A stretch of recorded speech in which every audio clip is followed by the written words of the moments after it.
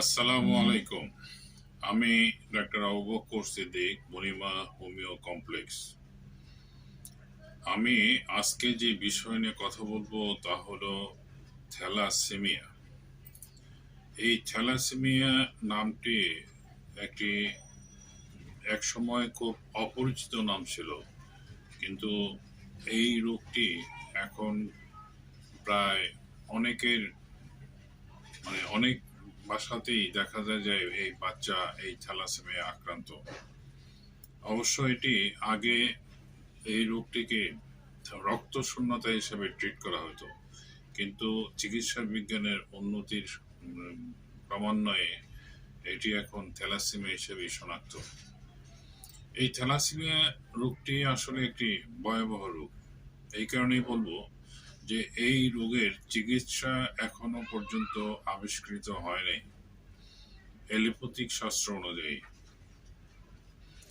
এই রোগের সবচেয়ে খারাপ দিক হলো প্রতি মাসের নির্দিষ্ট টাইমে রক্ত দিতে হয়। ডাক্তারদের মতবাদ অনুযায়ী যদি রোগী বাঁচাতে চান রক্ত দিবেন, সহজ কথা। আর সাপোর্টেড কিছু ওষুধ দেওয়া হয়, জিঙ্ক, যেমন আপনার শরীরে আয়রন দানা বাঁধে সেটি কমানোর জন্য এইসব কমন কিছু ওষুধ দেওয়া হয়। এবং এই রোগটি আসলে কেন হয়, এই রোগটি বলতে আসলে কি বুঝি, এবং এই রোগটি হলে কি খাবার খাওয়া যেতে পারে, এবং এই রোগটির হোমিওপ্যাথিক চিকিৎসা আদৌ ভালো হয় কিনা, এই ব্যাপারেই আজকে আমি কথা বলবো। থ্যালাসেমিয়া হলো একটি ইনহেরিটেড ব্লাড ডিসঅর্ডার। ইনহেরিটেড হলো বংশানুক্রমিক। আমাদের দেহের রক্তের একটি গুরুত্বপূর্ণ উপাদান হলো লোহিত রক্তকণিকা বা রেড ব্লাড কর্পূসেল বা আরবিসি। এই আরবিসি এর মধ্যে সবচেয়ে গুরুত্বপূর্ণ কম্পাউন্ডই হলো হিমোগ্লোবিন।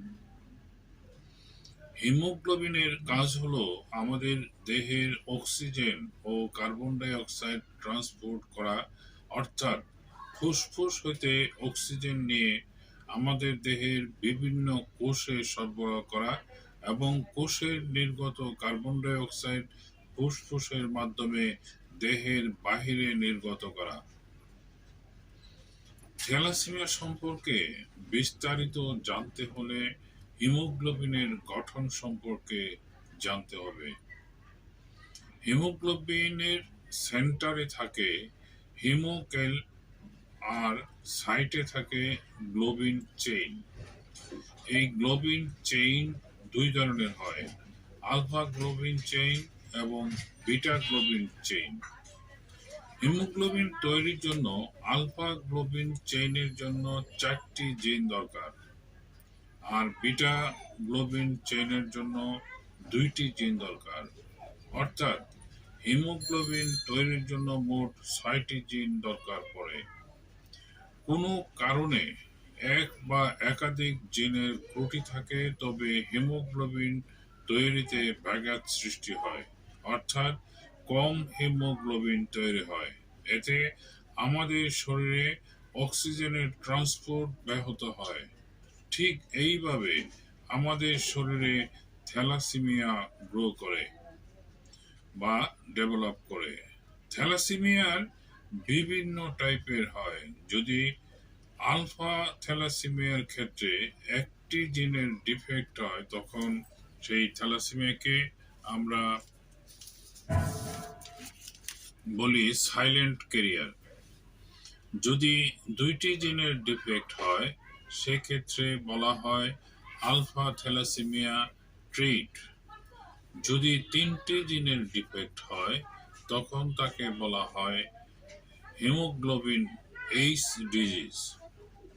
আর যদি 4টি জিনের ডিফেক্ট হয় তখন তাকে বলা হয় হাইড্রোস্পিটালিস্ট বিটা থ্যালাসেমিয়া। এই বিটা থ্যালাসেমিয়ার একটি জিনের ত্রুটি থাকলে তখন তাকে বলা হয় বিটা থ্যালাসেমিয়া ট্রেইট বা মাইনর বা বাহক। যদি দুইটি জিনের ডিফেক্ট হয় তাহলে তাকে বলা হয় বিটা থ্যালাসেমিয়া ইন্টারমিডিয়া বা মেজর। থ্যালাসেমিয়া হলে শরীরের অক্সিজেনের মাত্রা আসলে কমে যায় বলে শরীর দুর্বল হয়ে যায়, হাড় ভঙ্গুর হয়ে যায়। থ্যালাসেমিয়ার আগেই বলেছি যে থ্যালাসেমিয়া একটি রক্তের রোগ। এই রোগে আমাদের রক্তের মধ্যে আছে লোহিত রক্তকণিকা, তবে তার মধ্যে আছে হিমোগ্লোবিন। এই হিমোগ্লোবিনের বংশগত ত্রুটির জন্য গ্লোবিন চেনের সমস্যা দেখা দেয়, আর তার ফলে হিমোগ্লোবিন খুব ভঙ্গুর হয়ে যায় বা ভেঙে যায়, এবং রক্ত যখন তৈরি হয় হাড়ের ভিতরের মজ্জা থেকে, তখন তৈরি হওয়ার সময় থ্যালাসেমিয়া রোগে আক্রান্ত রোগীদের রক্ত ভেঙে যায় এবং রক্ত স্বল্পতা দেখা দেয়, অর্থাৎ অ্যানিমিয়া দেখা দেয়। তখন এই রোগীদের বাঁচিয়ে রাখার জন্য রক্ত দিয়ে বাঁচিয়ে রাখতে হয়। রক্ত দিয়ে বাঁচিয়ে রাখতে গেলে যে সমস্যাটি দেখা দেয় তা হলো শরীরে আয়রন বা লোহার পরিমাণ বেড়ে যাওয়া। শরীরে এই বাড়তি লোহা বা আয়রন শরীরের বিভিন্ন অঙ্গে, যেমন হার্ট, লিভার এ জমা হয়, যার ফলশ্রুতিতে হার্ট ফেলিওর, লিভার ফেলিওর সমস্যা দেখা দেয়। বোন মেরু ট্রান্সপ্লান্ট মাধ্যমে এই সমস্যার সমাধান করা যায়, কিন্তু এই প্রসেসটি প্রচুর ব্যয়বহুল। মুষ্টিমেয় কিছু জায়গায় সম্পূর্ণ হয় এই টেস্টটি। একজন সুস্থ লোকের প্রয়োজন হয় এই বোন মেরু ট্রান্সপ্লান্টে।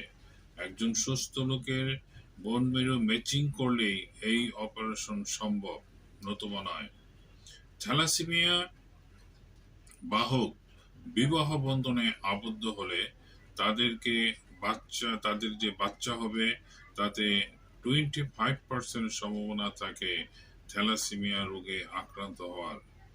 একজন থ্যালাসেমিয়ার বাহক এবং একজন সুস্থ ব্যক্তি বিবাহ বন্ধনে আবদ্ধ হলে তাদের যে বাচ্চা হবে তাদের থ্যালাসেমিয়া আক্রান্ত হওয়ার সম্ভাবনা নাই বললেই চলে। যদিও হয়, তবে থ্যালাসেমিয়া বাহক হতে পারে। থ্যালাসেমিয়া বাহক একজন সুস্থ মানুষের মতোই জীবনযাপন করতে পারে, তাদের কোনো চিকিৎসার প্রয়োজন পড়ে না। বিয়ের আগে থ্যালাসেমিয়া আছে কিনা তা পরীক্ষা করে জেনে নেওয়া উচিত, তাহলে আর থ্যালাসেমিয়া রোগে আক্রান্ত বাচ্চা হওয়ার সম্ভাবনা থাকে না। এ ব্যাপারে আমাদের সমাজের প্রত্যেকেরই সচেতন হওয়া উচিত। তবে আমি মনে করি এ ব্যাপারে সরকারের যথেষ্ট ভূমিকা থাকা উচিত। বিয়ের আগে রক্ত পরীক্ষা বাধ্যতামূলক করলে থ্যালাসেমিয়া আক্রান্ত বাচ্চা জন্মগ্রহণ রোধ করা সম্ভব। যেহেতু থ্যালাসেমিয়া জিনগত রোগ, অর্থাৎ থ্যালাসেমিয়া বংশগত রক্ত স্বল্পতা জনিত রোগ, তাই বিয়ের আগে পাত্র-পাত্রীর রক্ত পরীক্ষা করে একজন রেজিস্টার্ড ডাক্তারের ক্লিয়ারেন্স সার্টিফিকেট নিয়ে বিয়ে সম্পন্ন হলে থ্যালাসেমিয়া আক্রান্ত বাচ্চা জন্ম নেওয়া প্রতিরোধ করা সম্ভব। এখন আমরা যে বিষয় নিয়ে কথা বলবো তা হলো থ্যালাসেমিয়া কত প্রকারের হয়। থ্যালাসেমিয়া সাধারণত 4 প্রকারের হয়, যেমন আলফা, বিটা, গামা ও ডেল্টা। আবার থ্যালাসেমিয়া রোগের ধরন অনুযায়ী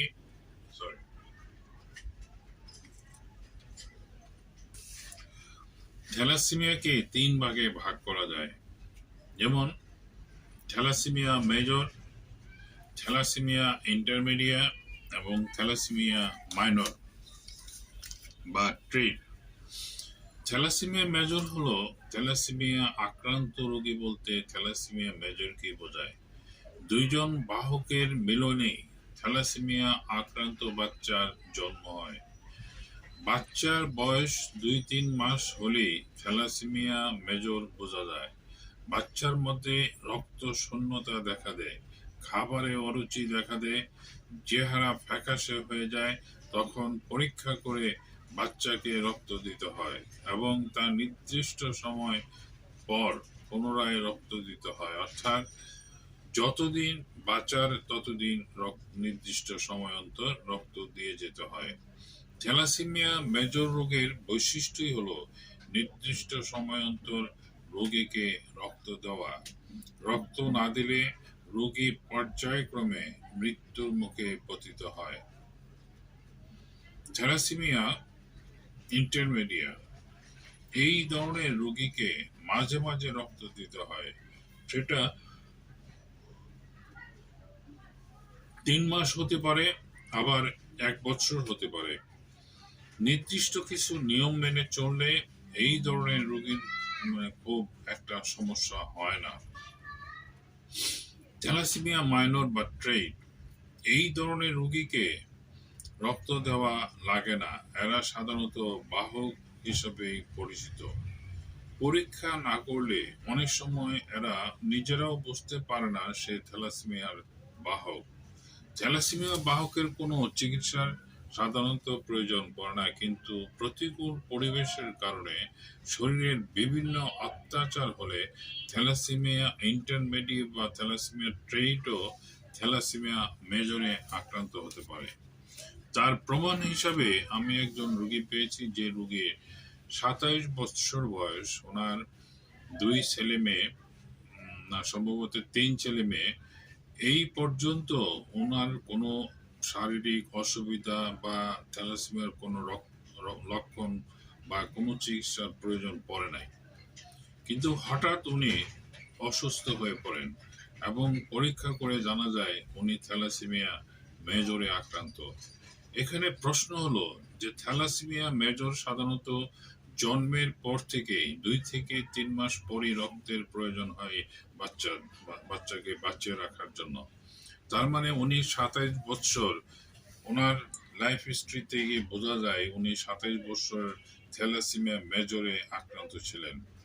যে কোনো কারণেই হোক, সেই কারণটি অজ্ঞাত, সেই কারণে উনি থ্যালাসেমিয়া মেজরে ডাইভার্ট হন এবং উনি এক সময় আমার চিকিৎসায় আস্তে আস্তে উনি আবার বাহকে চলে যান বা ট্রেটে চলে যান।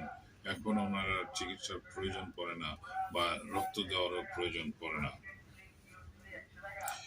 এইভাবে আপনি যদি আসলে থ্যালাসেমিয়া ট্রেট বা বাহক হন, তাহলেও আপনি ডাক্তারের পরামর্শে থাকা উচিত, কারণ আপনিও যে কোনো মুহূর্তে থ্যালাসেমিয়া মেজরে ডাইভার্ট হতে পারেন। থ্যালাসেমিয়া মেজর হতে পারে যেমন আমার এই যে রোগীর কথা বললাম, এছাড়াও আরো অনেক রোগী পাওয়া যায় যেটি এরকম নজির আছে। আমাদের দেশে বিটা থ্যালাসেমিয়া রোগী বেশি পাওয়া যায়। বিটা থ্যালাসেমিয়া আবার অনেক ভাগে বিভক্ত, যেমন E beta thalassaemia, haemoglobin S disease, haemoglobin E disease, haemoglobin D disease ইত্যাদি। থ্যালাসেমিয়া কোনো সোয়াসে রোগ না বা ইহা কোনো ক্যান্সারও নয়। অনেকে এই রোগকে ব্লাড ক্যান্সার মনে করেন, আসলে এটা সম্পূর্ণ ভুল। আমাদের শরীরে স্বাভাবিক নিয়মে আরবিসি ভাঙে 120 দিনে, কিন্তু থ্যালাসেমিয়া হলে 120 দিনের আগেই ভেঙে যায়। আরবিসি সাধারণত থ্যালাসেমিয়া রোগীদের রক্ত উৎপাদনের সময় অথবা 50-60 দিনের মাথায় আরবিসি ভেঙে যায়, যার ফলশ্রুতিতে রক্ত শূন্যতা দেখা দেয় এবং শরীরে হিমোগ্লোবিনের ঘাটতি দেখা দেয়। থ্যালাসেমিয়া আক্রান্ত থ্যালাসেমিয়া আক্রান্ত বাচ্চা জন্ম নিলে কিছুদিনের মধ্যেই থ্যালাসেমিয়ার লক্ষণ ফুটে ওঠে। থ্যালাসেমিয়া হলে সাধারণত যেসব লক্ষণ ফুটে ওঠে, যেহেতু রক্ত স্বল্পতা বা অ্যানিমিয়া দেখা দেয়, সেহেতু চেহারা ফ্যাকাশে হয়ে যায়, দেখলেই বোঝা যায় শরীরে রক্ত কম। শরীরের হাড়ের স্বাভাবিক বৃদ্ধি হয় না, প্লীহা বা যকৃত বড় হয়ে যায়। এখানে আমি আরেকটি বিষয় উল্লেখ করি, থ্যালাসেমিয়া হলে প্রথম টার্গেট হলো প্লীহা। এই প্লীহাটাকে আস্তে আস্তে করে বড় হয় এবং শক্ত হয়, এবং এই প্লীহা শক্ত হওয়ার কিছুদিন পরেই আপনার লিভার বা জন্ডিস এইসব সমস্যা দেখা দেয়। আমি থ্যালাসেমিয়া রোগীদের আরেকটি বিষয় উল্লেখ করতে চাই যে আপনারা থ্যালাসেমিয়া রোগীর প্রস্রাব পায়খানার দিকে একটু নজর দিবেন। কারো কারো মানে থ্যালাসেমিয়া রোগী দেখা যায় যে ইন্টারনাল ব্লিডিং এর কারণে অনেক সময় পায়খানা কালো হয়। আর কালো হলে বুঝবেন যে আপনি আহ, পায়খানার সাথে রক্ত যাচ্ছে, বা প্রস্রাব যদি লাল টকটকে হয় তাহলেও বুঝে নিতে হবে যে প্রস্রাবের সাথে রক্ত যাচ্ছে। তখন এগুলির আলাদা ওষুধ হতাশ হওয়ার কিছু নাই, এগুলি আলাদা ওষুধ খেলে ঠিক হয়ে যায় বা প্রস্রাবে রক্ত যাওয়া বন্ধ হয়ে যায়। আমাদের শরীরের হাড়ের স্বাভাবিক আসলে বৃদ্ধি হয় না থ্যালাসেমিয়া রোগীদের। প্লীহা ও যকৃৎ বড় হয়ে যায়, অনেকের শরীর অনুযায়ী পেটটা বড় হয়ে যায়, মনে হয় পেটে পানি আসছে। শরীরের বিভিন্ন অঙ্গে আয়রন জমা হয়, এর কারণে এসব অঙ্গে এইসবের কারণে শরীরের স্বাভাবিক গঠনটা ব্যাঘাত ঘটে, এবং যার জন্যই থ্যালাসেমিয়া রোগীদেরকে আসলে দেখলেই বোঝা যায় এরা থ্যালাসেমিয়া আক্রান্ত। আরেকটি বিষয় হলো যে এই রোগটি অনেক দিন যখন এই থ্যালাসেমিয়ার রোগটি বহন করে, আপনি রক্ত দেওয়ার পরেও দেখা যায় যে তাদের শরীরের গঠনটা ঠিকমতো হচ্ছে না, মাথাটা বড় হয়ে যাচ্ছে, পেটটা বড় হয়ে যাচ্ছে, চেহারাটা হলুদে ফ্যাকাশে বা ফুটে উঠতেছে। আসলে এসব দেখলে সব বাবা মার একটু মন খারাপ হয়ে যায়, এবং তারা হতাশে নানান জায়গায় ছোটাছুটি করে। এইসব না করে আমি বলবো যে তাদেরকে হোমিওপ্যাথিক চিকিৎসার আশ্রয় নিতে, কারণ হোমিওপ্যাথিক চিকিৎসা এমন একটি চিকিৎসা যেটি একটি পরিপূর্ণ চিকিৎসা, এবং এইটি গ্রহণ করার ফলে আপনার যেগুলি লক্ষণ আমি একটু আগে উল্লেখ করলাম সব লক্ষণই আপনার চলে যাবে। যেমন প্লীহা বড় ঠিক হয়ে যাবে, আপনার জন্ডিস হয়েছে সেটাও ঠিক হয়ে যাবে, আপনার রক্ত শূন্যতা দেখা দিচ্ছে সেটাও ঠিক হবে। এবং যেটা পারবে না সেটা হলো যে রক্ত ভাঙ্গাটা, যে রেস্টটা, এটা হয়তো এখনো পর্যন্ত বন্ধ করার মতো ঔষধ আবিষ্কার হয় নাই, কিন্তু সেটাকে কমানো যায়, মাত্রাটা কমানো যায়। যেমন ধরেন আপনার রক্ত ভাঙতেছে 6, আপনার প্রোডাকশন হচ্ছে 5, ফলে কি আপনার ওই 1 মাইনাস হচ্ছে, মাস শেষে দেখা যায় আপনি রক্ত শূন্যতা দেখা দিচ্ছে। এখানে ওষুধ নিয়মিত খাওয়ার ফলে যে আপনার যে রক্ত শূন্যতা 5, সেটা রক্ত উৎপাদন সেটাকে আপনার 7-8 করা যায়। ফলশ্রুতিতে একসময় দেখা যায় যে আপনার রক্ত আর কমতেছে না, এবং আস্তে আস্তে করে আপনি একসময় দেখা যায় যে আপনার রক্ত যে হারে দিতেন, যেমন মাস শেষে রক্ত দিতেন, সেটা হয়তো মাস শেষে না দিয়ে 1.5 মাস পরে দিচ্ছেন, পরের মাসে 2 মাস পরে দিচ্ছেন। এভাবে অনেক রোগী, অসংখ্য প্রমাণ আছে যারা মোটামুটি রক্ত দিতেন প্রতি মাসে, তারা এখন 6 মাস পরে দেন, 3 মাস পরে দেন। এমনও রোগী আছে রক্ত দেওয়া লাগে না, এমনও রোগী আছে যাদের এখন 10-এর উপরে হিমোগ্লোবিন আছে, তাদের রক্ত দেওয়া প্রয়োজন পড়ে না। যেমন আমার এক রোগী দেখা গেল যে তাদেরকে আমি ওষুধ দিচ্ছি, ওষুধ দেওয়ার পরে হয়তো 6 মাস পরে উনি হিমোগ্লোবিন চেক করে দেখলেন যে ওনার 7.25 না কত এরকম। তো উনি আমার সাথে বললেন যে হ্যাঁ 6 মাস ওষুধ খাওয়ালাম, হিমোগ্লোবিন তো বাড়তেছে না। আমি বললাম যে 6 মাসে কি আগে 6 মাসে কি আপনি রক্ত দিচ্ছেন? না স্যার, আপনার তো ওষুধ খাওয়ার পর থেকে তো আমি রক্ত দিই না। তো এইটা আসলে রোগীর গার্জিয়ানরা বুঝতে একটু অসুবিধা হয় যে আমি যে ওষুধ খাওয়ার পরে আগে যেখানে প্রতি মাসে রক্ত দিতাম, সেখানে আমি এই 6 মাসে একবারও রক্ত দিলাম না, আমার হিমোগ্লোবিন কম হলো দেখে আপনি বেশ অসন্তুষ্ট হলেন। এটা আসলে একবার বুঝতে হবে যে ওষুধ খাওয়ার পর তো আপনি 6 মাস যে রক্ত দিলেন না, এটাই তো একটা বড় বোনাস। রক্ত দেওয়াটা তো কোনো ক্রেডিট না। আর রক্ত দেওয়া যে কতটুকু পেরেশানি, কতটুকু কষ্ট, এটা আসলে যারা দেয় তারাই বুঝতে পারে। কারণ গ্রুপ ম্যাচ করা, রক্ত কালেকশন করা, ডোনার কালেকশন করা, এইসব নানাবিধ অনেক জটিলতা আছে, যারা রক্ত দেয় তারাই আসলে ভালো বলতে পারবে। শরীরে স্বাভাবিক বৃদ্ধিটা এই থ্যালাসেমিয়ার কারণে হয় না। অনেক রোগীর মাথা বড় হয়ে যায়, অনেক রোগীর ডায়াবেটিস দেখা দেয়, অনেক রোগীর শরীরে বিভিন্ন গ্রন্থিতে পানি জমে, আবার অনেক রোগীর শরীর বা পেট পড়ে যায়। নির্দিষ্ট সময় অন্তর অন্তর বাড়তি আয়রন না বাহির করলে রোগীর অবস্থা খারাপ হতে থাকে। থ্যালাসেমিয়া রোগী অনেক সময় জন্ডিসে আক্রান্ত হন। এই জন্ডিসের থাকার কারণে শরীরের গ্রোথটা ঠিক মতো হয় না, শরীরটা ফ্যাকাশে দেখা যায়, প্লীহা ফুলে যায়, দাঁতের গোড়া দিয়ে রক্ত পড়ে, প্রস্রাবের রাস্তা দিয়ে রক্ত পড়তে পারে, মাসিক ঘন ঘন হতে পারে, হালকা জ্বর থাকতে পারে, প্রস্রাবের রাস্তা অনেক সময় প্রস্রাবের রাস্তাও ইনফেকশন হয়ে যায়, শরীরটা কালো রেশ উঠতে, শরীরে কালো রেশ উঠতে পারে। এইরকম নানা উপসর্গ দেখা দেয়। আমি একটি রোগীর ব্যাপারে আমি যেটা প্র্যাকটিক্যাল দেখেছি সেটা আরেকটু অভিজ্ঞতা শেয়ার করি। যেমন একটা রুগী আসলেন, ওনার বয়স 13 বছর, উনি 12.5 বছর যাবৎ উনি রক্ত দিচ্ছেন, এবং একটা পর্যায়ে যখন আসে আমার কাছে তখন ওই রুগীর পেটটা মনে হলো লোহার মতো শক্ত, এবং তাকে দেখে মনে হলো 5 থেকে 6 বছর বয়স, কিন্তু শরীরটা হয়তো সংগঠিত, কিন্তু সংগঠিত হলেও তার যে স্বাভাবিক গ্রোথটা সেটা হয় নাই। অথচ রক্ত দেওয়ার ব্যাপারে কোনো রকম কার্পণ্য করেন নাই, উনি নিয়মিতভাবে রক্ত দিয়ে আসছিলেন এবং একটা পর্যায়ে মাসে 4 বার রক্ত দিতেন। এই 4 বার রক্ত দেওয়া একটা গার্জেনের জন্য কতটুকু মানে ট্র্যাজেডি, সেটা আসলে বলা মানে আমি আসলে সঠিক ব্যাখ্যা করতে পারবো না, কারণ আমি এটার ভুক্তভোগী না। কিন্তু একবার চিন্তা করুন যে একটা লোক মাস্টারি করে তার চাকরিতে জয়েন করতে হয়, সংসারে অন্যান্য বাচ্চাদের দেখাশোনা করতে হয়, আর তাদের যে ফ্যামিলির যে খরচ সেটা বহন করতে হয়, আবার বাচ্চাকে 4 বার রক্ত দেওয়ার জন্য এই পিজি হাসপাতালে দৌড়াদৌড়ি করা, এটা আসলে ছোটা। এটা এমন একটা পর্যায়ে যে না পারে মায়া ছাড়তে, না পারে বন্ধ করতে, না পারে সহ্য করতে, না পারে অর্থনৈতিক সংস্থান করতে। এটা আসলে কঠিন, এটা চিন্তা করতেও কঠিন লাগে আসলে। আল্লাহ মাফ করুক যেন এই সমস্যাটি কারো না দেয়। আমি এখন বলবো থ্যালাসেমিয়া রোগীর খাবার তালিকা। এই থ্যালাসেমিয়া রোগীর আসলে কিছু খাবার মেনটেন করতে হয়, যেমন থ্যালাসেমিয়া রোগী রক্ত গ্রহণ যেমন আবশ্যক, ঠিক তেমনি খাবার গ্রহণের সতর্কতা অবলম্বন করতে হবে।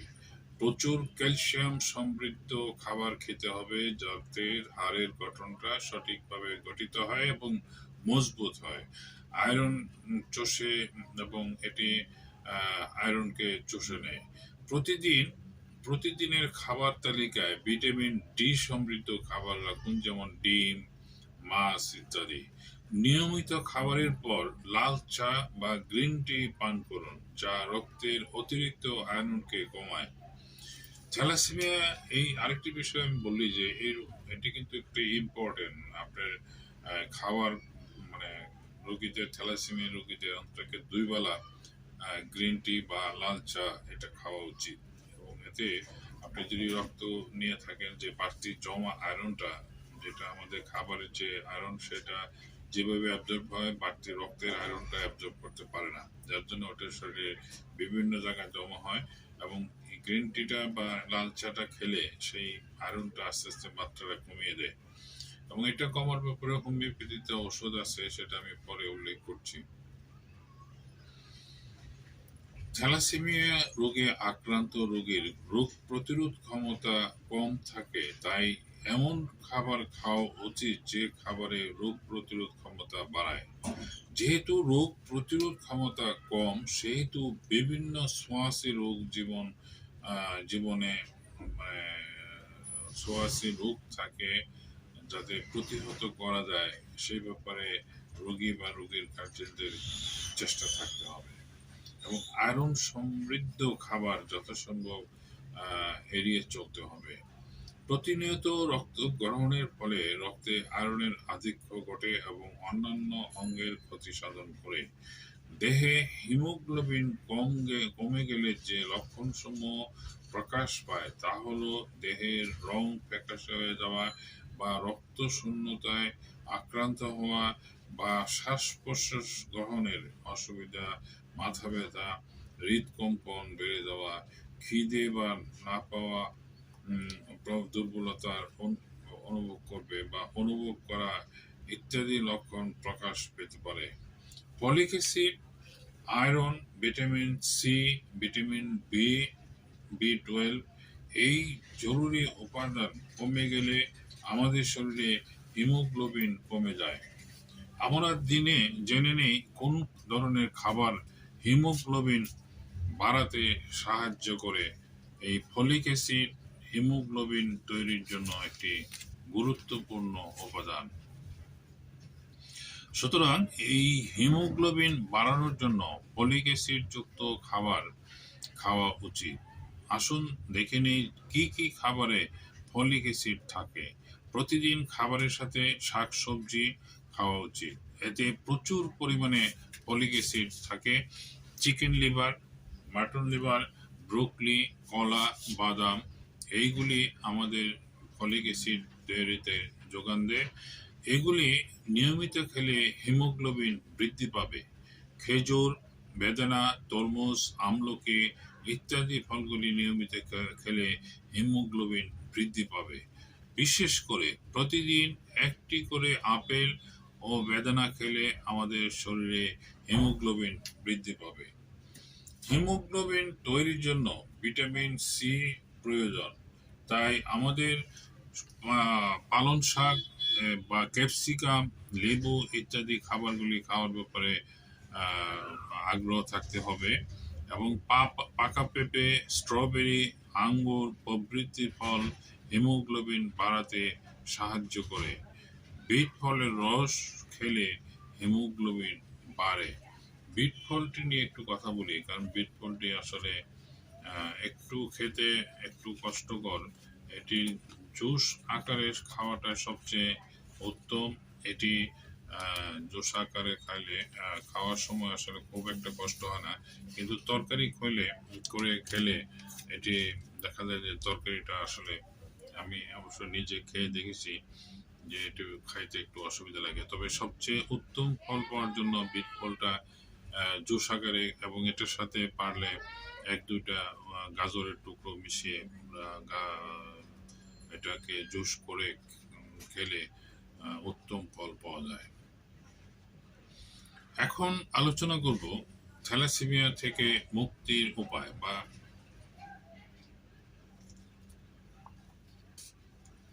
থ্যালাসেমিয়া থেকে আসলে কিভাবে মুক্তি পাওয়া যায়।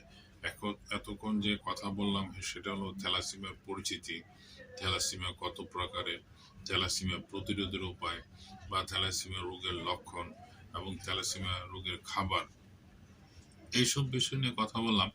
এখন যে বিষয় নিয়ে কথা বলবো তা হলো যে থ্যালাসেমিয়া রোগ থেকে মুক্তি পাওয়ার আদৌ কোনো উপায় আছে কিনা, বা সেটি থাকলে কিভাবে সম্ভব, সেই ব্যাপারে আমি কথা বলবো।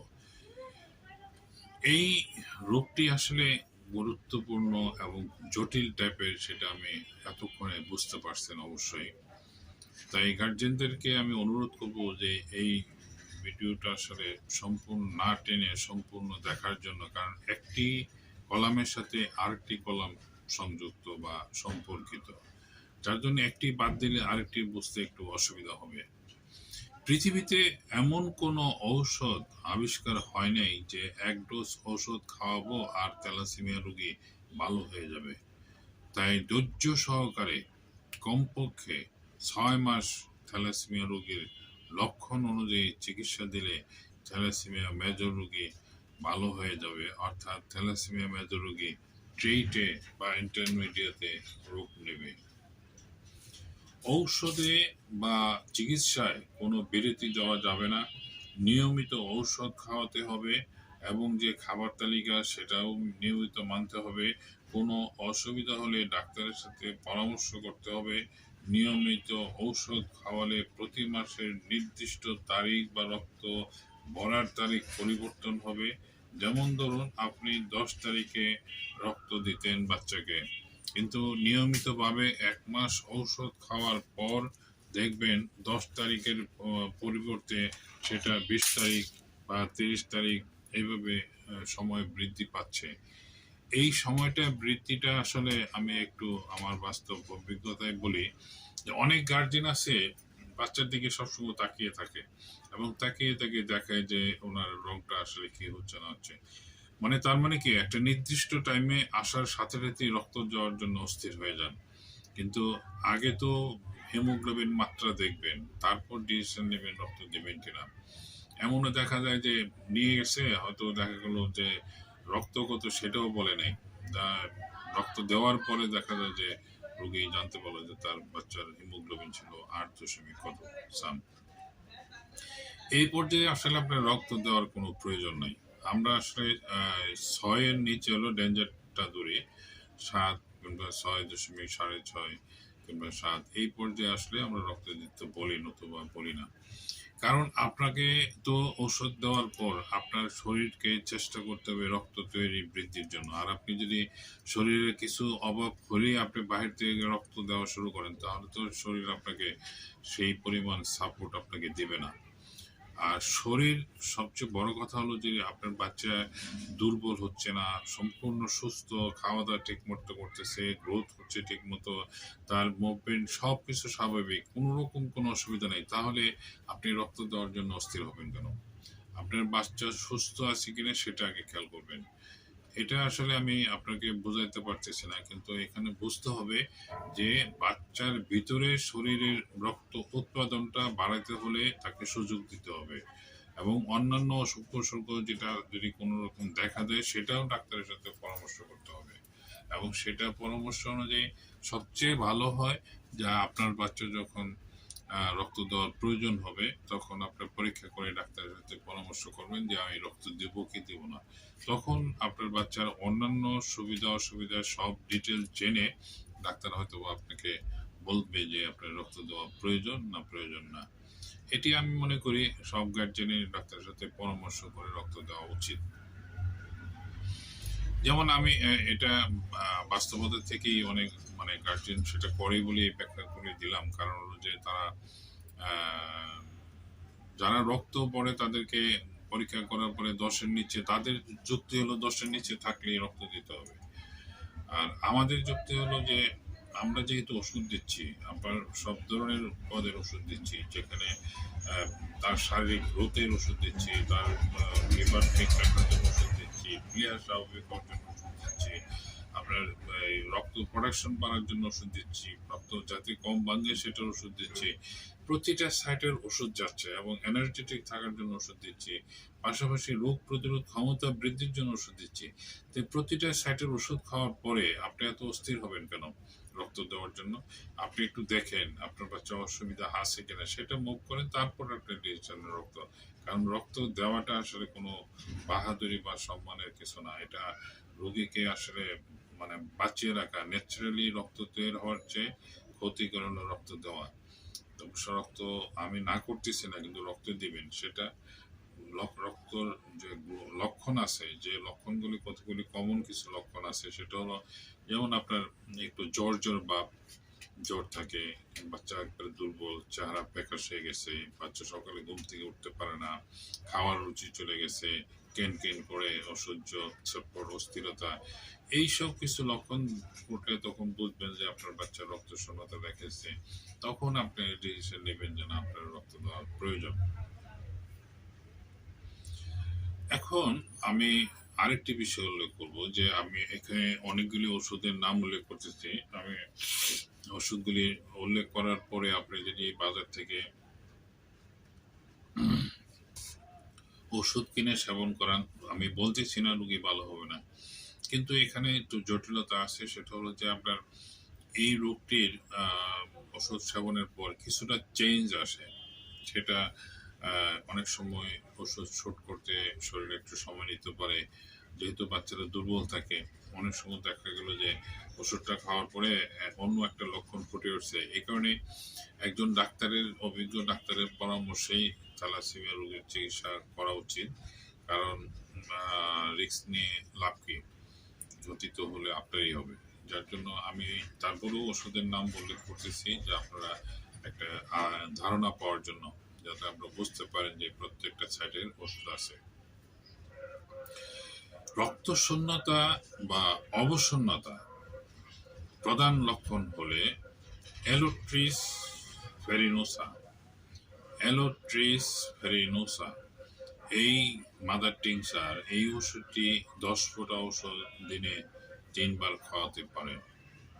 রক্তের আরবিসি ভেঙে বা ধ্বংস হয়ে রক্ত শূন্যতার প্রকাশ পেলে তখন আর্জেন্টাইন আর্জেন্টাইন এই ওষুধটি 4 ফোঁটা ঔষধ দিনে 2 থেকে 3 বার খাওয়াতে পারেন। পেটে গ্যাস বা দুর্বলতার জন্য চায়না মাদার চায়না মাদার এই ওষুধটি 10 ফোঁটা ওষুধ দিনে 3 বার খাওয়াতে পারেন একটু পানির সাথে মিশিয়ে। এবং অত্যাধিক দুর্বলতার জন্য আলফালফা মাদার টিংচার এই ওষুধটি খেতে পারেন। এই ওষুধটি খাওয়ালে আপনার বাচ্চার খাবারের রুচি আসবে, প্লাস ধরে ধরে মানে দুর্বলতা কাটবে। পাশাপাশি চায়না ওষুধ খাওয়ার পরেও বাচ্চার যে পেটের মানে ভাব বা গ্যাস জমে থাকা সেটাও কমবে, পাশাপাশি তার দুর্বলতাটাও কমে যাবে।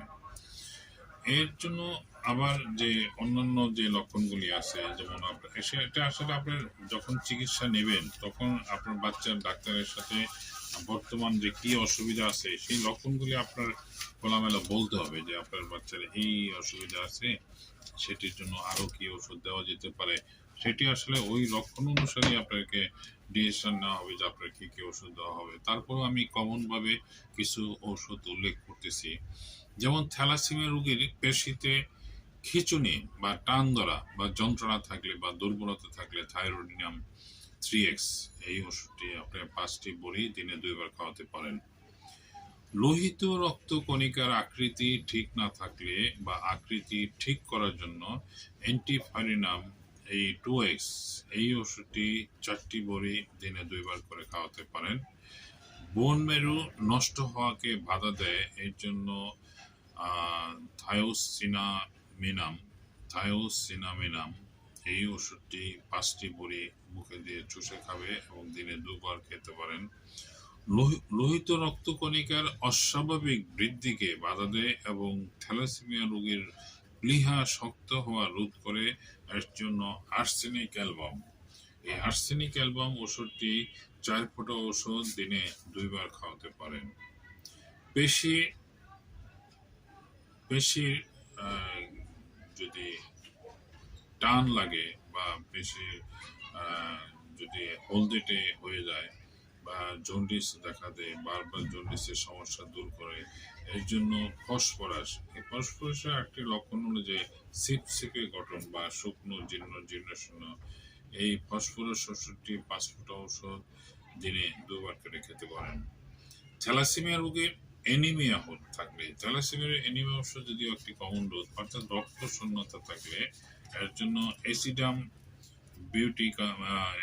বিউটিরিকাম এই ওষুধটি 5 ফোঁটা ওষুধ দিনে 2 বার খাওয়াতে পারেন অল্প পানির সাথে মিশিয়ে।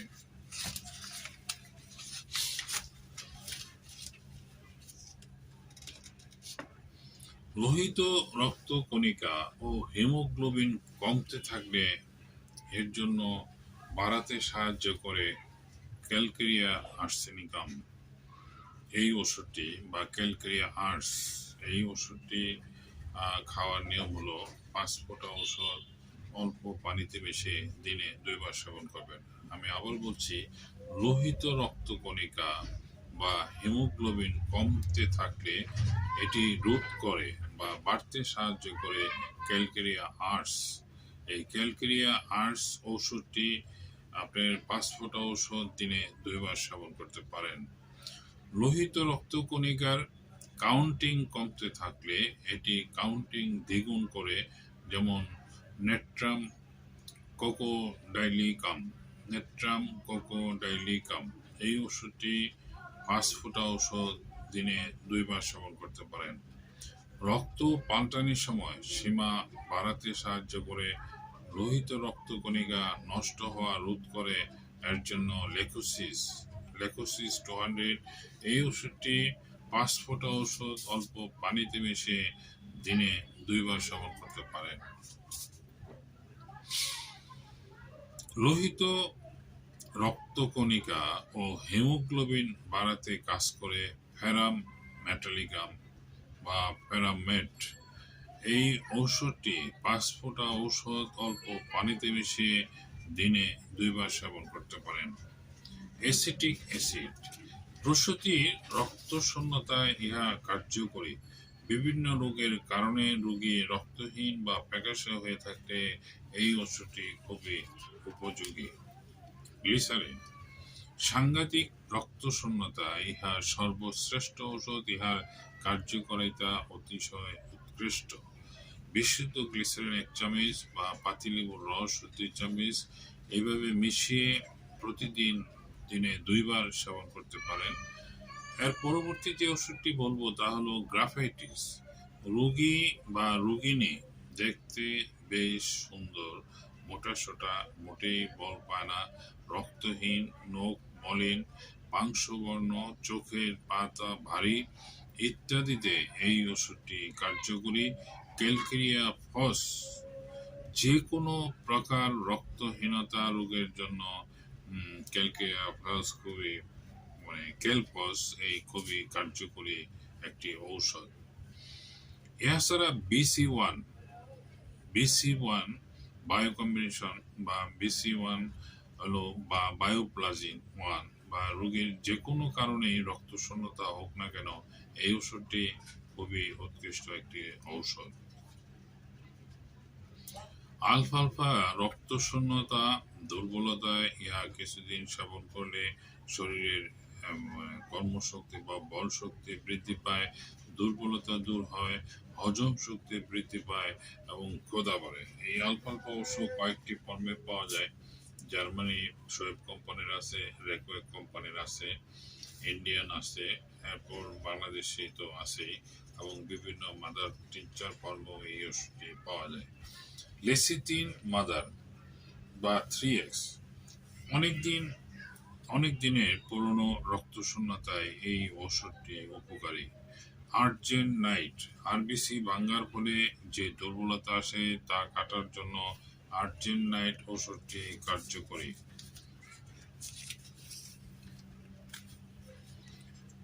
এখন আমি যে বিষয় নিয়ে কথা বলবো তা হলো এই থ্যালাসেমিয়া রোগীদের চিকিৎসার ব্যাপারে, হোমিওপ্যাথিক চিকিৎসার ব্যাপারে যে সফলতা, আদৌ কি সফলতা, এবং সেই ব্যাপারে আসলে আমি একটু আলোকপাত করবো। তার আগে আমি একটু বলবো যে হোমিওপ্যাথিক চিকিৎসা কেন নেবেন এই থ্যালাসেমিয়া রোগীদের জন্য। এখন দেখেন, আপনি রক্ত পড়তেছেন এলোপ্যাথিক শাস্ত্র অনুযায়ী, কিন্তু চিকিৎসা নিতে বলতেছি হোমিওপ্যাথিক। এর অবশ্যই কিছু কারণ আছে। তার কিছু কারণ আমি আসলে ভালোভাবে ব্যাখ্যা না করলে আপনাদের বুঝতে একটু অসুবিধা হবে। যেমন আপনি ডাক্তারের কথা অনুযায়ী একটানা রক্ত দিচ্ছেন, ডাক্তার যেভাবে বলে সেভাবে রক্ত দিচ্ছেন, শরীরে আয়রন জমা হচ্ছে সেটার জন্য আয়রন রিমুভের ওষুধ খাওয়াচ্ছেন। এরপরে আয়রনের জন্য ধরেন হলো যে আরো কিছু ওষুধ যেগুলো আছে, তারপর জিন্স সিরাপ, তারপরে যে আয়রনের জন্য আপনার আরো কিছু যে যাকে আমি নামটা ভুলে গেছি, এই ওষুধগুলি আপনি যথারীতি খাওয়ালেন, কিন্তু তারা একটা কষ্টের ব্যাপার হলো তারা একটা সীমা বেঁধে দেন যে আপনার বাচ্চা 15 বছর, 17 বছর, ম্যাক্সিমাম 20 বছর বাঁচবে, অথবা এভাবেও বলেন যে আপনার 20 বছর ক্রস করবে না। এখন আপনার মনের অবস্থা কি হবে? আপনি ডাক্তারের কথায় আপনি বুঝতেছেন যে আপনার বাচ্চাটা 20 বছর বাঁচবে। এটা অবশ্য বলার তাদের কিছু কারণ আছে। কারণ হলো যে রক্ত দেওয়ার পরে অন্যান্য অর্গান বেঁচে থাকে, কিন্তু অন্যান্য অর্গানগুলি সেগুলি আসলে পরিপূর্ণতা পায় না। এটার আরেকটি কারণ আমি বলি যে আমাদের সুস্থ থাকার জন্য রক্তের হিমোগ্লোবিনের মাত্রা 10-এর উপরে থাকা উচিত। এতে আমাদের যে হিমোগ্লোবিন যে অক্সিজেন সরবরাহ করে সেটা 10-এ থাকলে যা হয় 5 বা 6-এ থাকলে কিন্তু তার অর্ধেক হচ্ছে। তার মানে কি আপনার দীর্ঘদিন এই অর্ধেক থাকার ফলশ্রুতিতে আপনার যে শরীরের গঠন যেটা হওয়া উচিত সেটা কিন্তু হচ্ছে না। এই যে হচ্ছে না সেটা দীর্ঘদিন একটা পর্যায়ে দেখা যায় যে আপনার বয়স হয়েছে হয়তো 15 বছর, কিন্তু দেখা যায় 5-6 বছরের মতো, 7-8 বছরের মতো, এবং সবকিছুই মানে অপরিপক্ক। মাথাটা বড়, পেটটা বড়, লোহার মতো শক্ত, জন্ডিস, চোখ হলুদ, ফ্যাকাশে চেহারা, এবং দুর্বলতা, শ্বাস নিতে পারে না, লিভার শক্ত, নানান রকম জটিলতা। মানে পায়খানা করতে পারে না, প্রস্রাবে রক্ত যায় বা পায়খানা রাস্তা রক্ত যায়, নানান রকম জটিলতা দেখা দেয়, যার ফলশ্রুতি একসময় মৃত্যু। এখন যদিও কথাটা বলতে আমার খুবই কষ্ট লাগে, কিন্তু তারপরেও আমি বলবো যে এটা আসলে খুবই ট্র্যাজেডি একটি সত্য ঘটনা। কিন্তু হোমিওতে আসেন, শুরু থেকে যদি আমরা হোমিওপ্যাথিক শাস্ত্র অনুযায়ী চিকিৎসা করেন, তাহলে আপনার যে অসুবিধাগুলি যেগুলো বললাম, এগুলি কিন্তু একটাও থাকবে না। এই কারণেই থাকবে না কারণ আপনার প্রতিটা সেক্টরের ওষুধ দেওয়া হচ্ছে, প্লেয়ারটাকে স্বাভাবিক করার ওষুধ দেওয়া হচ্ছে, আপনার খাবারের, বাচ্চার খাবারের রুচিটা যাতে সুন্দর থাকে তার ওষুধ দেওয়া হচ্ছে, জন্ডিস যাতে না হয় সেটার ওষুধ দেওয়া হচ্ছে, হিমোগ্লোবিন প্রোডাকশনটা যাতে বাড়ে এর জন্য ওষুধ দেওয়া হচ্ছে, আপনার রক্তটা যাতে কম ভাঙে, আমি তো ওষুধের নাম উল্লেখ করছি, সেই ওষুধ দেওয়া হচ্ছে। এরপর আপনার স্বাভাবিক গ্রোথটাকে ঠিক রাখার জন্য আপনার যেমন সোয়েব কোম্পানির আলফালফা কিংবা যে কোনো দেশেরই আলফালফা সিরাপটা দিই, যেটা আপনার শারীরিক রোগ প্রতিরোধ ক্ষমতা বৃদ্ধি করে, বলবর্ধক করে, বা শরীরের গ্রোথটা ঠিক রাখে, ব্যালেন্স ঠিক রাখে। এর পাশাপাশি আপনার শিশুর বা আপনার বাচ্চার যে কোনো লক্ষণের চিকিৎসা হোমিও শাস্ত্র অনুযায়ী সম্ভব, এটা আপনার বিশ্বাস করতে হবে। অনেক সময় আমি নিজেও অবাক হয়ে যাই, দেখা গেল যে একটা রোগীর বড় ভাই ডায়াবেটিসে আক্রান্ত, এবং এবং দেখা যায় যে উনি হাঁটুতে একটা পড়ার জন্য একসময় পাটা 3 থেকে 4 বার কাটার পরে একসময় তার মৃত্যু। তারই ছোট ভাই সেই ডায়াবেটিসের রোগী, এবং পায়ের একটা জায়গায় পোড়া হয়েছিল প্রায় 2 বছর আগে। সেই পোড়াটার জায়গাটা যখন আমার কাছে আসে তখন দেখি যে টোটাল প্রায় 6 ইঞ্চি জায়গা কালো হয়ে গেছে। তার মানে কি, কালো হওয়াটা মানে এটার নিচের কোষগুলি মৃত হয়ে গেছে, এবং মৃত হয়ে আস্তে আস্তে এটা আপনি পর্চনের পর্যায়ে চলে গেছে। ওনাকে আমি 3 মাস চিকিৎসা করলাম, পোড়াটাও সম্পূর্ণ শুকিয়ে যায় এবং কালোটাও ভালো হয়ে যায়। এতে কিন্তু আমি নিজেও একটু সারপ্রাইজড হয়ে যাই যে আসলে আমরা এই পড়াশোনা করার আগে আমরাও কিন্তু, আমি নিজেও কিন্তু এত এত ডিটেলস জানতাম না, বা এটার যে একটা আছে মানে অলৌকিক ক্ষমতার মতো কাজ করে সেটা আমরা নিজেও বিশ্বাস করতাম না। কিন্তু এখন বাস্তবে প্র্যাকটিক্যাল রোগীর চিকিৎসা করতে গিয়ে দেখি। এই কারণে আবারও বলতেছি যে আসলে আপনার শরীরের যে কোনো লক্ষণের চিকিৎসা হোমিও শাস্ত্র অনুযায়ী সম্ভব। যার দরুন আপনি এই আপনার বাচ্চার যে জটিল রোগের যে সমাধান, সেই সমাধানের যত ধরনের সমস্যা আছে সব কিছুর চিকিৎসাই হোমিওতে সম্ভব। তো আপনি শুরু থেকে হয়তো বা আপনার মাসে একটা টাকা খরচ হবে, কিন্তু খরচ হলেও আপনি তো একটা নিশ্চিত লাইফ পাচ্ছেন। আপনি ওই এলোপ্যাথিক শাস্ত্র অনুযায়ী নির্দিষ্ট টাইমে মৃত্যু ঘোষণা পাচ্ছেন না। আপনার বাচ্চার তখন হলো, আমি বলতেছি না যে এত বছর বলবো, আমি বলতেছি ওনার আয়ু যতদিন আছে ততদিন বাঁচবে এবং সুস্থ হবে। একজনের মৃত্যু তো কেউ ঠেকাতে পারবে না, কিন্তু অন্য 10টা বাচ্চা যেভাবে বড় হচ্ছে, যে রেশিওতে খাবার খাচ্ছে, যেভাবে পড়াশোনা করতেছে, আপনার বাচ্চা তার চেয়ে কোনো অংশ কম থাকবে না, এইটুকু নিশ্চয়তা আমি দিতে পারি। কারণ আমার চিকিৎসাধীন অনেক রোগী আছে যারা এখন কলেজে পড়ে, এমন রোগী আছে যারা প্রতি মাসে রক্ত দিত, এখন আর রক্ত দেওয়া লাগে না, এমন রোগী আছে যারা প্রতি মাসে রক্ত দিত, এখন 6 মাস পর পর দেয়। আবার এমন রোগী আছে, এক মহিলা রোগী আছে দেখা গেল থ্যালাসেমিয়া আক্রান্ত ছিল, তিনি সুস্থ হওয়ার পরে আবার পরবর্তীতে বাচ্চা প্রসব করছেন, এবং বাচ্চা এবং মা দুজনই সুস্থ আছেন।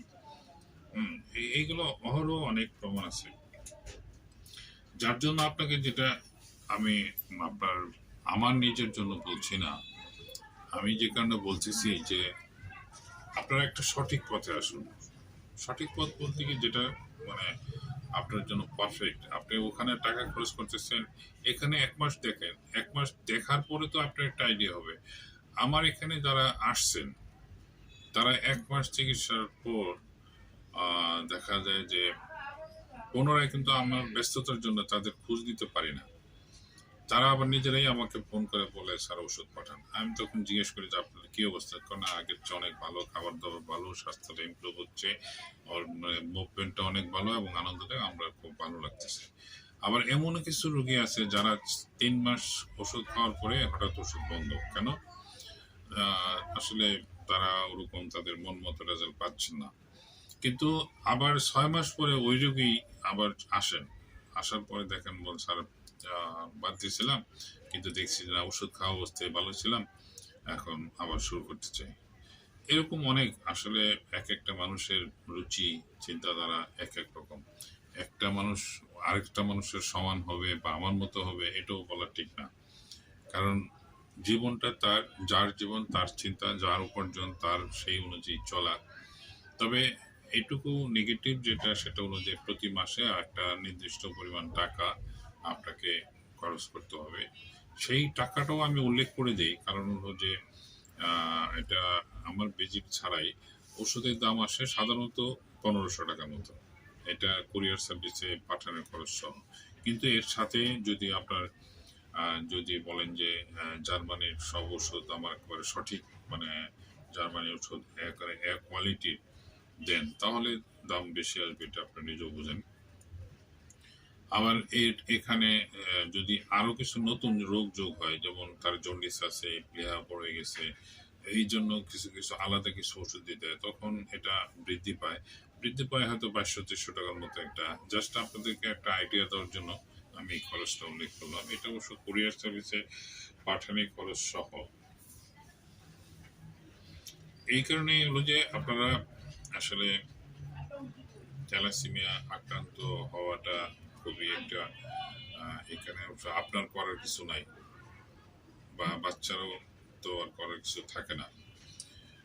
যেহেতু হয়ে যায় তখন তো সেটার মোকাবেলা করতে হবে। সেটা মোকাবেলা হতাশ না হয়ে সঠিকভাবে সঠিক পথে আগান, অবশ্যই ভালো রেজাল্ট পাবেন, এটুকু নিশ্চয়তা দিতে পারি। আর সবচেয়ে যে বিষয়গুলি সেগুলি হলো যে এখানে থ্যালাসেমিয়া রোগীর মাদেরকে একটু কষ্ট করতে হয়, কারণ নিয়মিত ওষুধটা খাওয়াতে হয়, প্রায় 1 ঘন্টা পর পর হয়তো ওষুধ দিতে হয়, এবং 2-3 দিন পরে আপনার চেঞ্জটা বুঝতে পারেন। আমি বলতেছি না 1 মাস ওষুধ খাওয়ার পর বুঝতে পারেন, আপনি 3 দিন পর থেকেই, যে বাচ্চা ওষুধ খাচ্ছে 3 দিন পর থেকেই আপনার পরিবর্তনটা আপনার চোখে পড়বে। যেমন তার খাবারের রুচি আসবে, তার মুভমেন্টটা ভালো লাগবে, তার যে ঝিমুনি ভাবটা সেটা চলে যাবে, এবং তার যে ঘুম হতো না, হয়তো ছটফট করতো, সেটা ঘুমটা ভালো হবে, এবং তার প্রস্রাব পায়খানা যদি সমস্যা ছিল সেটাও আস্তে আস্তে ঠিক হয়ে যাবে, এবং তার যে ভিতরে যে উচ্ছলতা সেটা আসবে।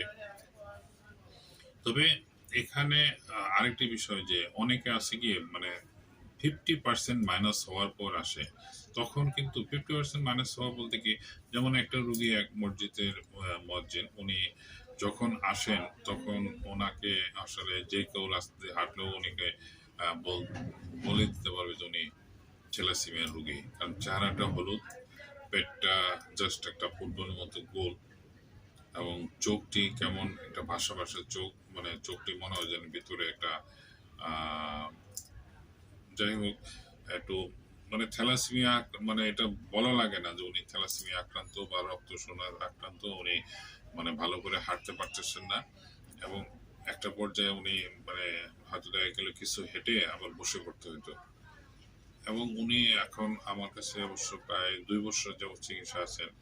ওনার রেফারেন্সে আমি অবশ্য আল্লাহর কাছে শুকরিয়া যে ওনার রেফারেন্সে আমি অনেক রোগী পাইছি। ওনার আত্মীয় স্বজন, শুধু ওনার ডিস্ট্রিক্টে না, ওনার বিভিন্ন ডিস্ট্রিক্টের আত্মীয় স্বজন যারা আছে তারাও এখন আমার রোগী। এখন উনি সুস্থ আছেন এবং ভালো আছেন, এবং অন্য 10 জন যেরকম দেখা যায় ওনাকেও সেরকমই দেখা যায় আল্লাহর মতে।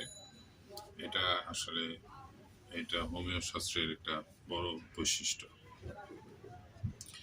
এই কারণে আমি বলবো যে আপনি আসুন, যাচাই করুন, দেখুন। ওখানে যদি বৎসরের পর বৎসর রক্ত দিতে পারেন, চেষ্টা করতে পারেন, ওষুধ খেতে পারেন, অনেক টেস্ট করতে পারেন। এখানে তো ওরকম টেস্টের করার প্রয়োজন নেই। আপনারা আসবেন, লক্ষণ বলবেন, সেই লক্ষণ অনুযায়ী আমরা ওষুধ দিব।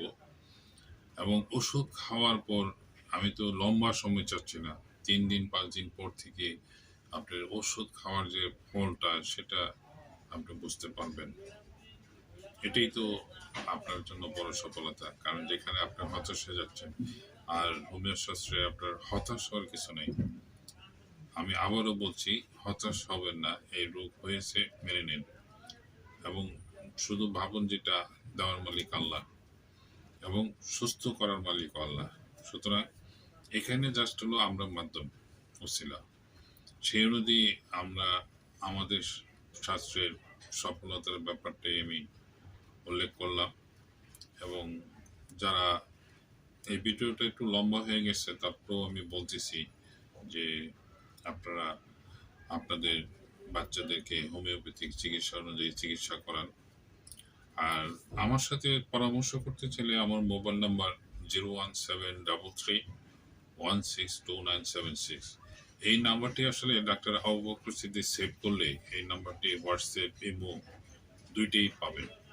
তখন যারা দূরের রোগী, যারা আসতে পারে না, তাদের জন্য হয়তো বাচ্চার ভিডিও কল বা বাচ্চার ভিডিও করে বাচ্চার ছবি বা কি কি প্রবলেম হচ্ছে সেগুলা, কারণ অনেক বাংলাদেশে বিভিন্ন প্রান্ত থেকেই রোগী আসে, কিন্তু অনেক জায়গায় আছে অনেকে ব্যস্ত থাকেন, আসতে পারেন না। তো আর বিকল্প হিসাবে দেখা যায় যে আপনি হোয়াটসঅ্যাপ ইমোতে আপনার বাচ্চার একটা ভিডিও করবেন এবং বাচ্চার পেটের একটা ছবি দেবেন, চোখের একটা ছবি দেবেন, জিহ্বার একটা ছবি দেবেন এবং পাশাপাশি আপনার দাঁড়ানো অবস্থায় তার স্বাভাবিক একটা ছবি দেবেন। আর অন্যান্য কাগজপত্র যে পরীক্ষা নিরীক্ষা করেছেন সেগুলোর ছবি দেবেন। আর দ্বিতীয়ত হলো যে আপনাদের বর্তমান অসুবিধাগুলি সেগুলো লিখে দেবেন। এতে কি হবে, আমার একটা আইডিয়া হবে এবং সেই অনুযায়ী আমি আপনাকে ওষুধ কুরিয়ার আপনার অ্যাড্রেস দিতে গেলে আপনার নাম, মোবাইল নাম্বার, থানা, জেলা এটি উল্লেখ করবেন এবং হোয়াটসঅ্যাপের মধ্যে দিয়ে রাখলে আমি যখন আপনার ওষুধটা রেডি করবো এটি এখানে লিখে আপনার কুরিয়ারে পাঠিয়ে দেবো এবং সেখানে আপনার কন্ডিশনে আপনার ওখান থেকে পেমেন্ট দিয়ে ওষুধ পেমেন্ট দিয়ে আপনার দিতে পারবেন। আপনার আসলে অনেক কথাই বললাম, এর জন্য দুঃখিত। আজকে আমি থ্যালাসেমিয়া নিয়ে কিছু জাস্ট একটু ধারণা দেওয়ার চেষ্টা করলাম, এর চিকিৎসার ব্যাপারেও কিছু কথা বললাম এবং এটি কেন হোমিওপ্যাথিক চিকিৎসা নেবেন সেই ব্যাপারে আমি জোর দিলাম যে এটা আসলে অনেকেই আছেন যাদের সামর্থ্য আছে এবং তারা ম্যাক্সিমাম দেখা যায় তারা এলোপ্যাথিক শাস্ত্র অনুযায়ী তারা হাঁটে, কিন্তু এক সময় যখন বৎসরের পর বৎসর চলে যায় তখন হতাশ হওয়ার পরে কিন্তু যখন হোমিওতে আসতে চান কিন্তু আসলেও তখন দেখা যায় অনেক সময় নষ্ট হয়ে যায় এবং তাই বাচ্চার যে গঠনটা চেঞ্জ হয় সেটাকে স্বাভাবিক করতে প্রায় 5-6 মাস চলে যায়। যার জন্য এটা শুরু থেকেই ডিসিশন নেওয়া উচিত। কারণ যেমন ফেনীতে একটা রোগী আছে যে এখন বাচ্চার হিমোগ্লোবিন হলো 10, আমি লাস্ট রিপোর্ট হলো 10.25।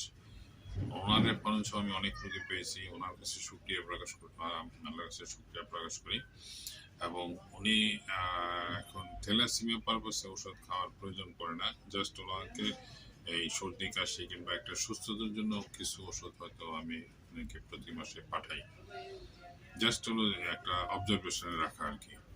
তো ঠিক আছে, ভালো থাকেন। আসলে আপনার অনেক বিরক্ত করলাম। আমার ভিডিও দেখার জন্য আপনাকে অবশ্যই ধন্যবাদ জানাচ্ছি। যদি আপনার ভিডিওটা সামান্য উপকারে লাগে তাহলে আমাকে লাইক দিয়ে রাখবেন এবং সাবস্ক্রাইব করে রাখবেন।